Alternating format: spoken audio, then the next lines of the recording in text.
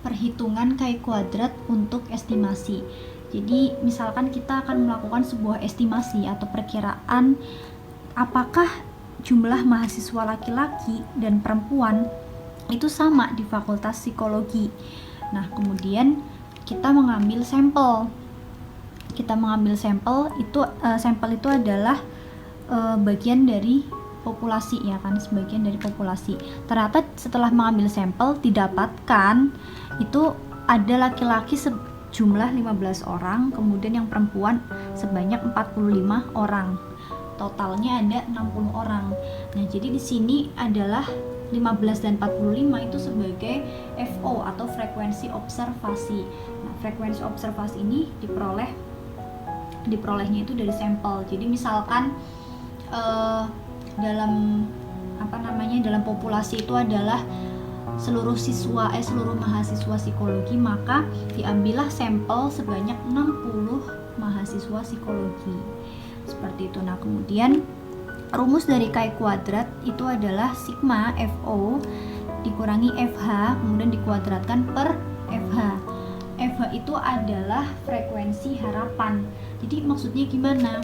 Harapannya adalah, hipotesisnya, harapannya itu tidak ada perbedaan jumlah mahasiswa laki-laki dan perempuan di dalam Fakultas Psikologi.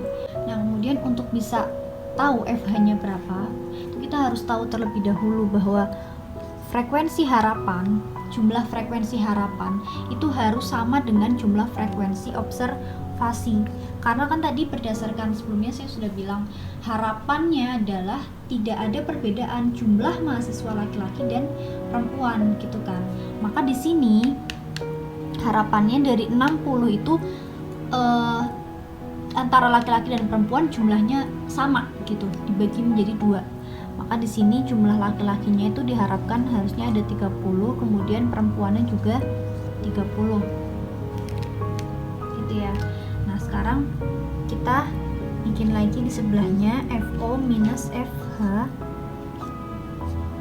Tinggal kita kurangin aja. FO minus FH berarti 15 dikurangi 30 minus 15. 45 dikurangi 30 15. Nah, ini nggak perlu dijumlahkan karena pasti sudah pasti 0. Kemudian sebelahnya kita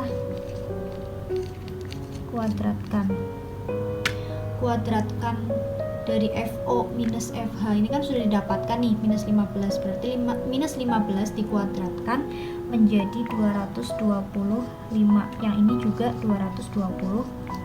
Ini juga sama, tidak perlu dijumlahkan. Maka di sini rumusnya kan FO minus FH. Nah, kita bikin di sini satu lagi untuk sesuai dengan rumusnya. Per FH di sini berarti tinggal 225 dibagi FH 30 gitu ya.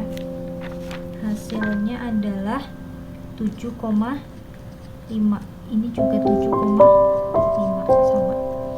Dijumlahkan ke bawah sama dengan 15. Berarti jumlahnya ini hasil dari chi kuadratnya sama dengan 15.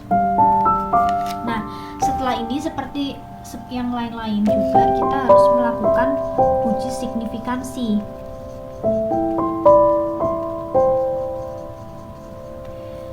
Dengan cara melihat dp-nya. Nah, dp itu pada chi kuadrat itu sama dengan jumlah kelompok subjeknya, jumlah kelompok subjek dikurangi 1. Nah, karena kelompoknya itu kan ada 2, laki-laki sama perempuan, berarti 2 dikurangi 1 sama dengan 1, dp-nya 1. Nah, setelah udah kita dapatkan dp-nya 1, kita lihat di tabel. Ini ya, lihat tabel yang nilai-nilai chi kuadrat, tabel 7. Kita lihat di sini untuk dp sama dengan 1,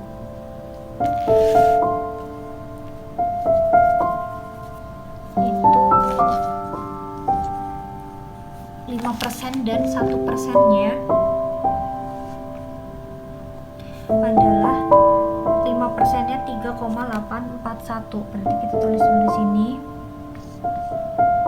Kai kuadrat yang 1% sama Kai kuadrat yang 5%.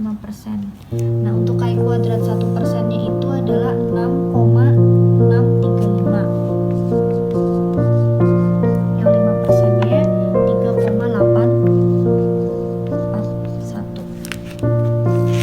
Nah, setelah sudah tahu Kai kuadratnya didapatkan segini, seperti biasa kita bandingkan terlebih dahulu. Aturannya masih tetap sama. Kita bandingkan Kai kuadrat yang didapatkan ini, kita bandingkan Kai kuadrat yang sudah didapatkan di atas dengan 1% terlebih dahulu. Kai kuadrat 1%, 15 dengan 6,635. Oh, ternyata lebih besar. Oke, kalau sudah lebih besar atau ternyata Kai kuadrat yang didapatkan itu sudah memenuhi dari Kai kuadrat 1%, maka stop ya sampai di sini. Berarti kesimpulannya di sini hipotesis hasilnya adalah sangat signifikan. Maka kesimpulannya ternyata ada hubungan yang sangat signifikan. Ada jumlah yang sangat signifikan. Jadi kesimpulannya adalah ternyata ada perbedaan yang sangat signifikan jumlah mahasiswa laki-laki dengan jumlah mahasiswa perempuan di Fakultas Psikologi.